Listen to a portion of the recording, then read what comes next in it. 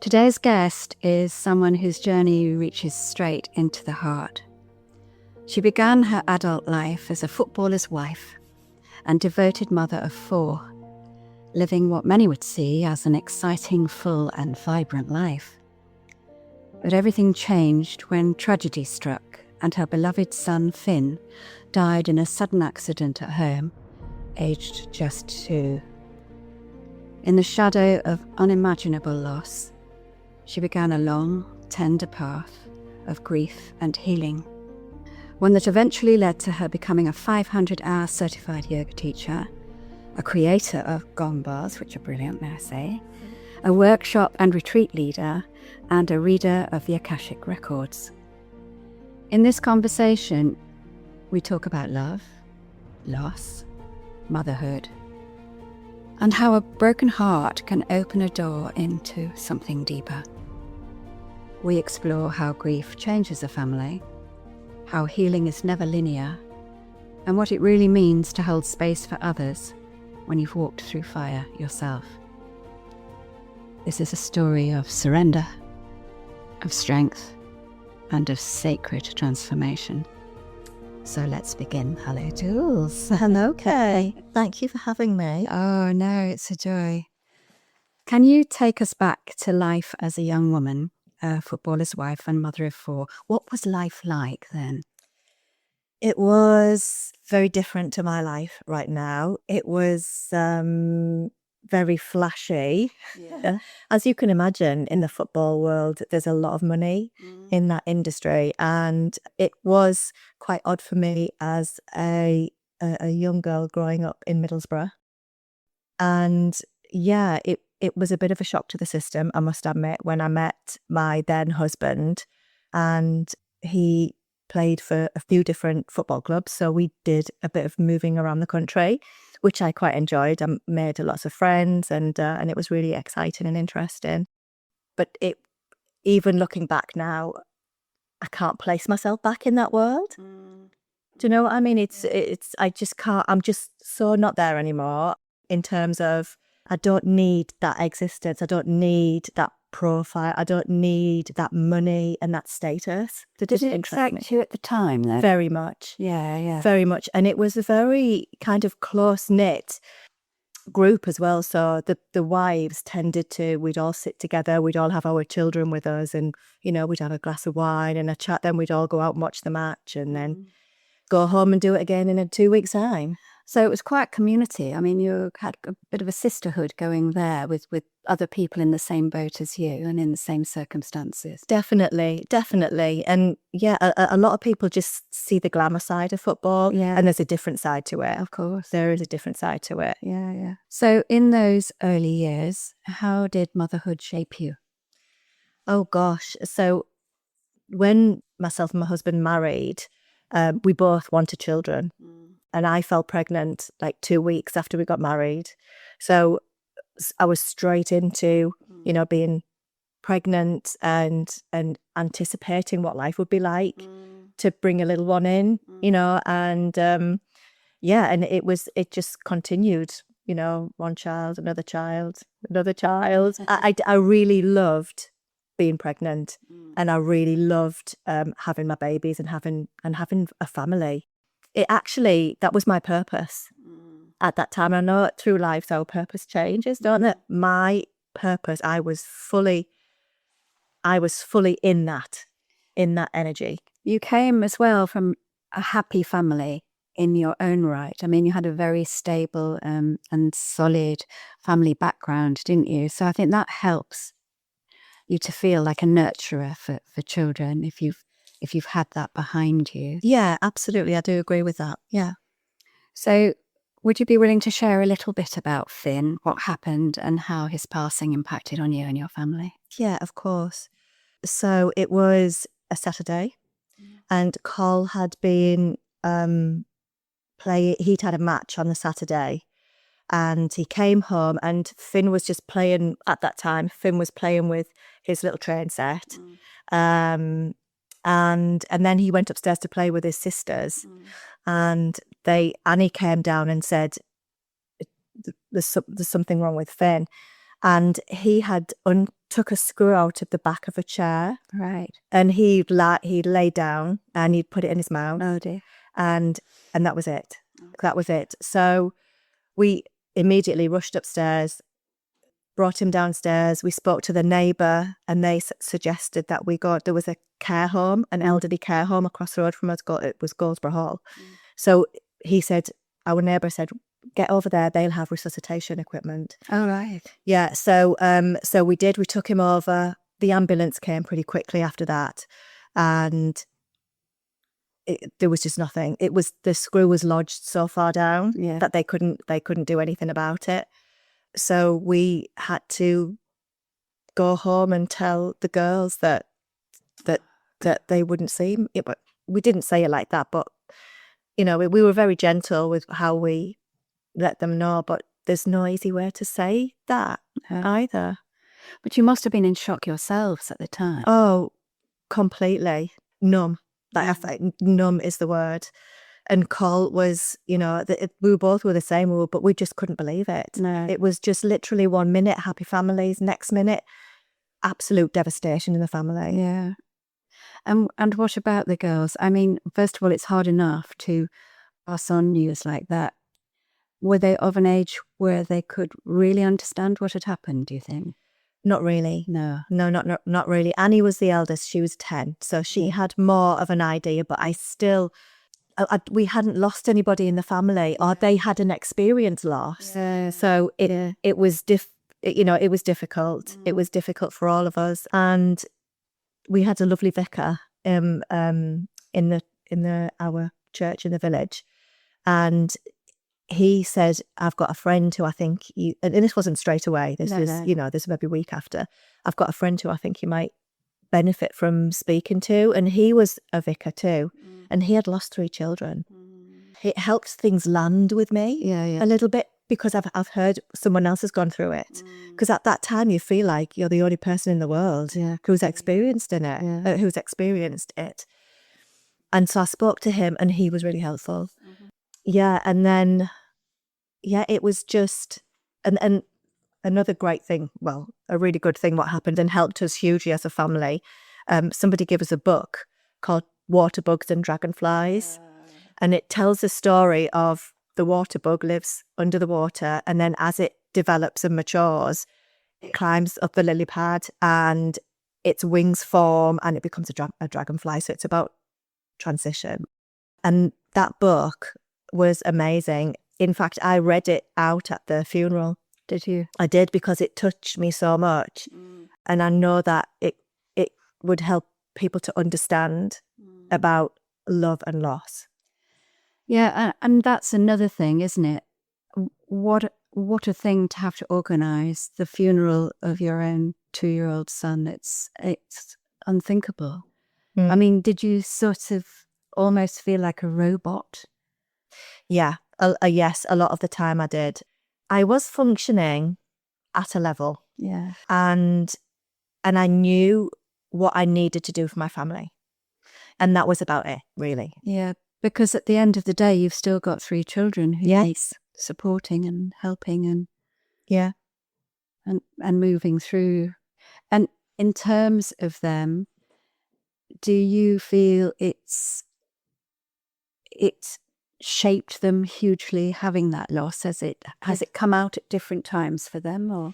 Yeah, so my eldest really struggled and she didn't want to talk about it, and we tried to gently encourage that, and it just wasn't happening. And she said, she was 10. She said, I need to speak to somebody. And actually, it wasn't when it happened. It was a few years later. Sorry, it was a few years later.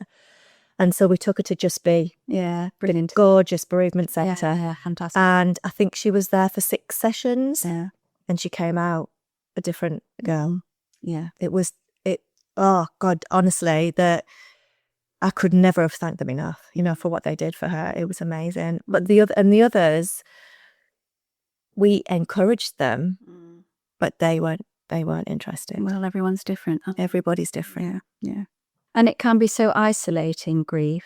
I mean, I don't know how you begin to find your way through it, because your role at the time was still to be a mother and a wife.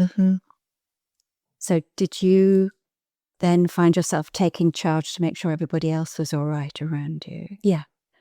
So at what point then were you able to start grieving? So when we lost Finn, it broke on the news on the evening, and we started to get lots of post. We've got 2 or 3 black bin bags of post every day. Gosh. And we all sat around the table. My mum and dad, Cole's mum and dad, myself and Cole and the girls were coming and going. And we opened every letter and we passed them round. Everybody, we opened every letter and we each read every letter. My word. It was, people who were saying, I've been through that, I know what it's like. It was so cathartic. I cannot begin to tell you the love, the outpouring of love to me and Cole and the family was just incredible. And I remember when I conducted your dad's funeral, you had told me the story about how he went with Cole to go and visit Thing after he died. And, he shared, as it were, his strengths, didn't he? Your family all came together, not that they wouldn't anyway, but that they really, really did. It's often when somebody dies, it can be such a hit to the dynamics of the family and the strengths that everybody had in mutually supporting each other was clearly really important to you and to Cole. Yeah, and we had such a lot of support in the village as well. Such a lot of support. They were so caring, and Annie joined the choir not long after that. Did she? And then they all joined the choir after. But so they were every Friday. That's what they would do. But I did have a couple of experiences after I lost Finn, and I would call them spiritual experiences. And the first one was, so we lost him on the Saturday, and on the Tuesday I said, I'm gonna have a bath. And I don't know what happened to me in that bathroom. I could get emotional, just the power of it. I walked out of that bathroom a different person. And I know that I was an angel or God. It was that powerful. It was a flip turn for me. Okay, so you felt held. By a force. Oh my word, by a force way beyond I'd ever experienced or anticipated before. Yeah, it was extremely powerful. And even my family said, you're different. Yeah, okay. And I said, I am. Yeah, of course you are. Yeah, it was very powerful. Very powerful. And it was definitely God related. So was that a point, do you think, when you began to feel as though your path was changing? I knew my life wouldn't be the same again. Yeah, okay. I didn't anticipate change. I couldn't think that far ahead. But I knew that the Julie Cooper was a different Julie Cooper. Gosh. And that shaped my life, and of course it shapes the life of your family too. Of course it does. So how did the dynamic of the family change? In terms of how you all related? Because the death of a child can create a big fracture in a family. Were you more together? Were you? We were very much together, and my family were, all of them, Cole's side, my side, was so supportive of us. And it was, we had amazing support. And then, was that the point at which you started practicing yoga? So I found yoga maybe 2 years after I lost Finn. Okay. Someone said to me, why don't you give it a try? Or someone actually mentioned Pilates first, and I give that a try, but it didn't do anything for me. And as soon as I started yoga, I knew this was I didn't know it was my path, but I knew it was gonna really help me a lot. Yeah. Externally from the help that I was giving myself. Yeah. It was an external help, and it literally, yoga picked me up, turned me around and said, "You're going that way." Jules and I have 2 beautiful events coming up, and if you feel you'd like to be picked up, then do come and join us. We've 1 space left on Saturday, the 19th of July, at the stunning Acorn Wellness Retreat from 9 till 4, a full day of Qigong and Gong Bar, and fabulous food and relaxation. We've also got a weekend retreat from Friday evening until Sunday after lunch from the 12th to the 14th of September over the weekend. And that is at the Tree Relaxation Retreat on the North York Moors. If you've never been, you'd love it. Everyone deserves a lift. Bring a bestie, reconnect with your partner, or treat a friend who needs some TLC. We'd love to see you there. It was beautiful. It was so beautiful. And yoga has changed my life incredibly. The way I see the world, the way I feel about things, it truly opened me up. So it's been a form of healing. Oh, massively. Massively. I can remember one of the first classes that we were in Shavasana and I just cried. Yeah. I just cried. Really? Yeah. Yeah. And you can't, and it's a release. And you know, yoga held me. Yoga was like a mother to me. Yeah. So you started to practice yoga. Is that the point at which you decided you'd like to teach, or was it just part of your own development that you went to do the teacher training? So as I was practicing as a student, my teachers, virtually all of them, said to me, "You should teach." And I said, "No, I want to be at that end of the room, not at the front. Not at the front of the room. Thank you very much." And then it just changed. One day I went to yoga with my teacher and she said, "I've got 1 place left for my teacher training starting in September." This was June, starting in September. And it hit me right in the center of my forehead, that information. And I said, "That's my place." That's for me. And that was it. That's for me. Yeah. And then from that point, once you trained, is that when you became interested in your gong bars? How did that kind of evolve? Yeah, so that was really out of the blue. I was in Ibiza with some yoga friends and we managed to get into this gong bath. It was already full and they let 5 of us in. So we crammed at the back and there was all sorts of instruments, gongs and balls, everything. And as I was lying down, I was getting like a ticker tape of faces through my third eye.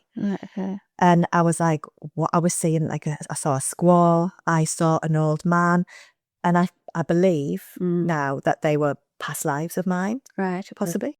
It just knocked me off my feet in an amazing way, and I couldn't stop thinking about it. But I left it, and then my spirit guides, because I was opening up at that point through yoga, I was opening up my psyche and everything, and my guides were saying, buy a gong, all the time, just saying, buy a gong.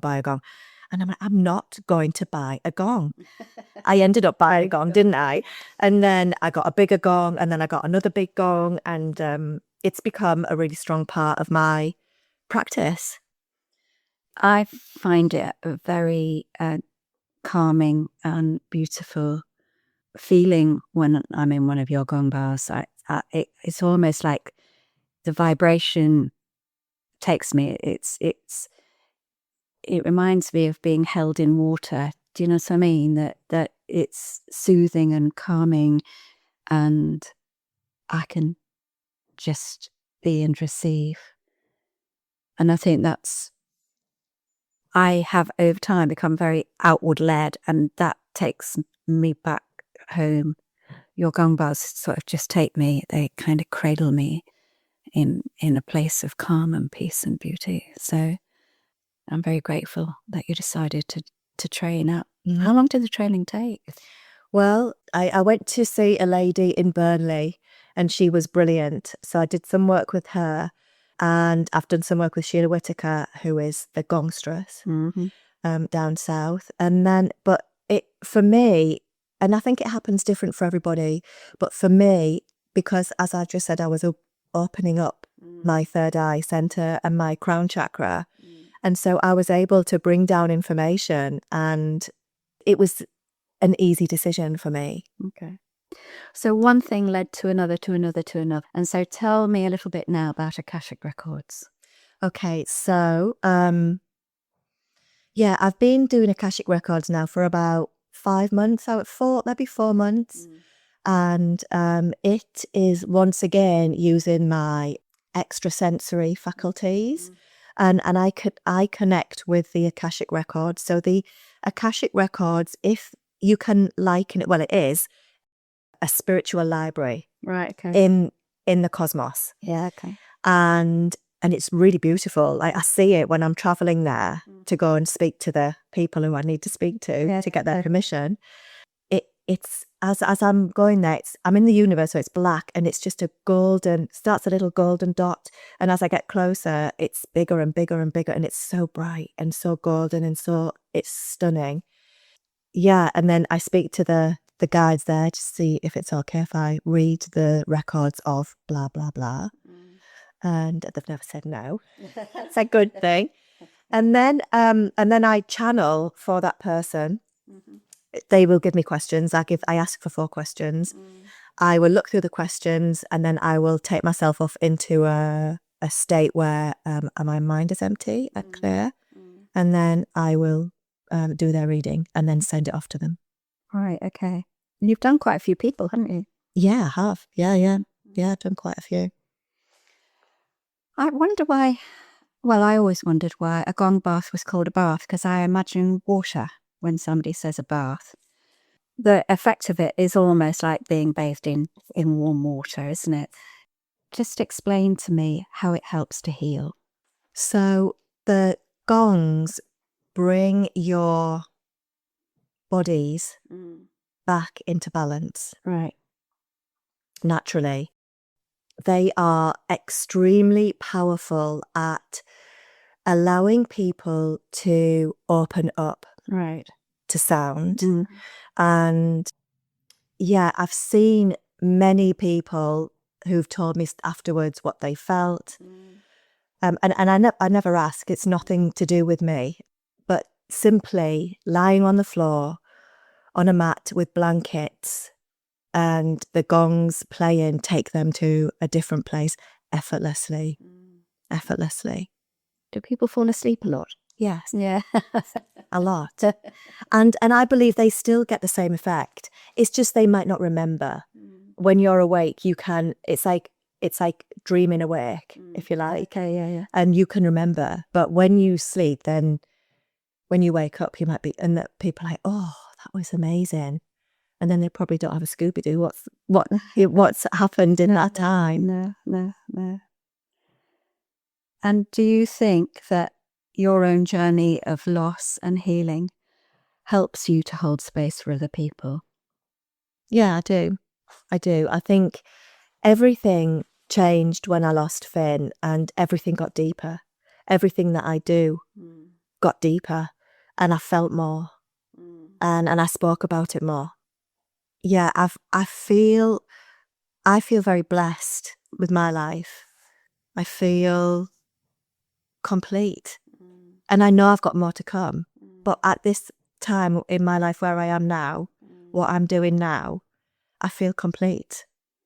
And do you think, because you set up a fund in his name, didn't you? You raised money in his name to help. Was that to help kids in the Northeast? It was primarily. Yeah, it was primarily. So the Northeast is, as you know, it's quite it's not a wealthy area.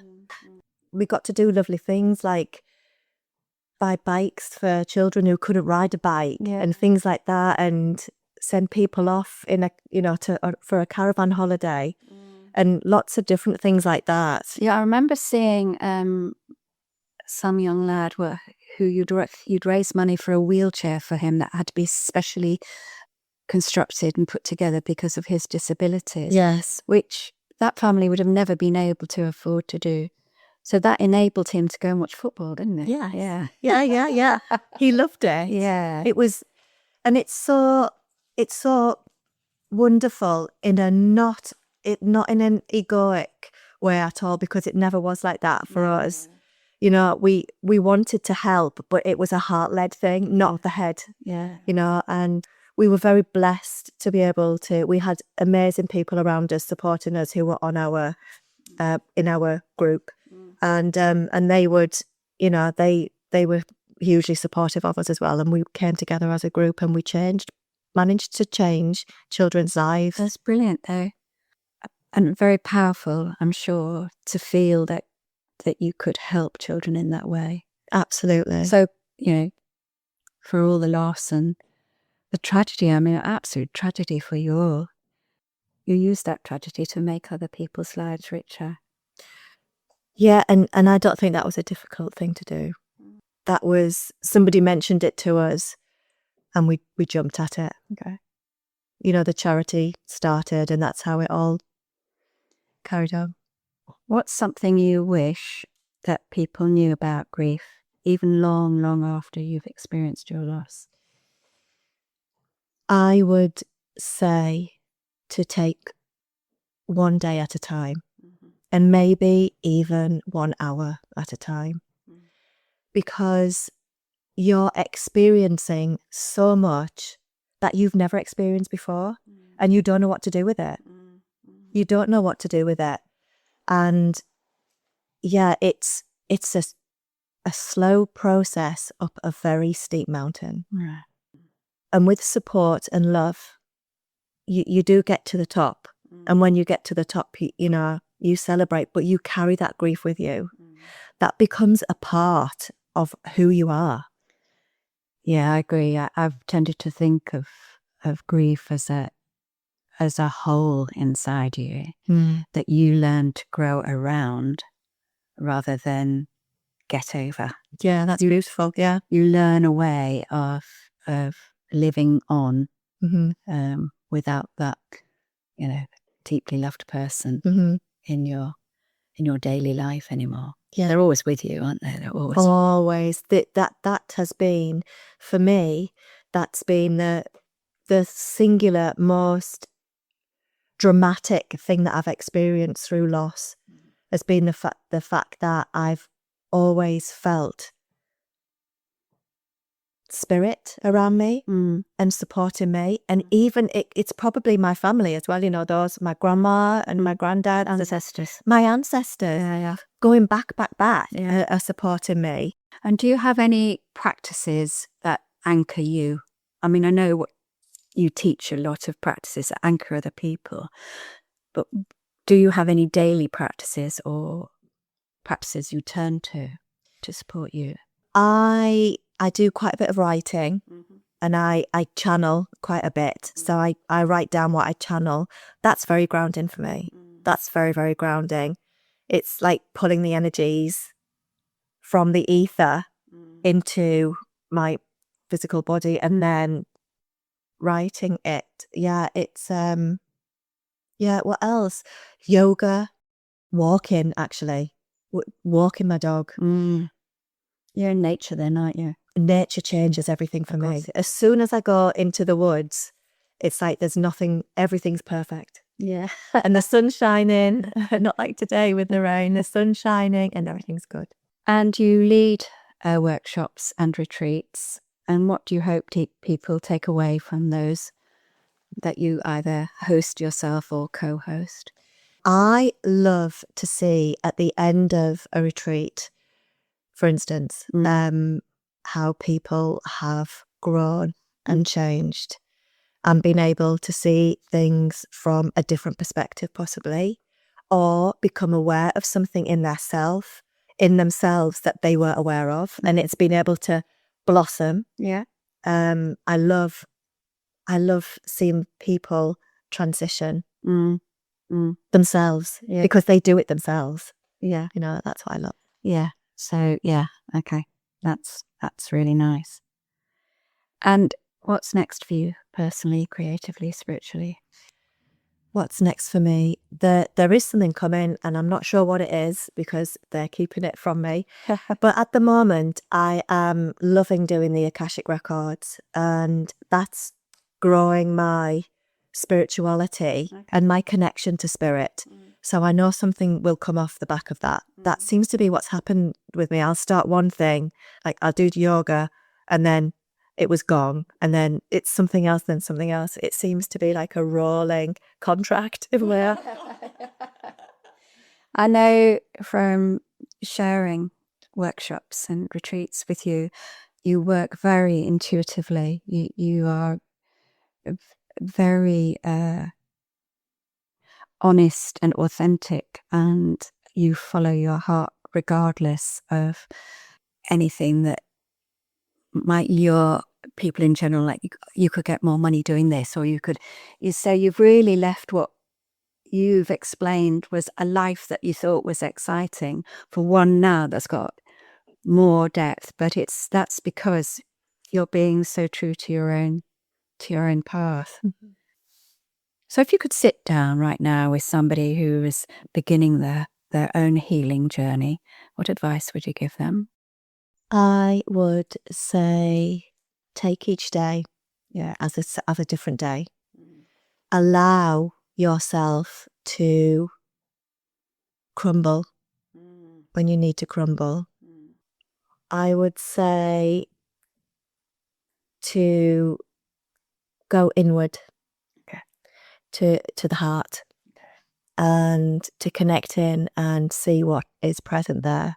You are open to trusting the path ahead all the time, aren't you? You don't doubt that everything will be all right. Yeah, no, I trust that what comes to me, be it exciting, boring, good, bad, I take everything as it comes, because everything that comes to us, I believe, has a lesson to teach us.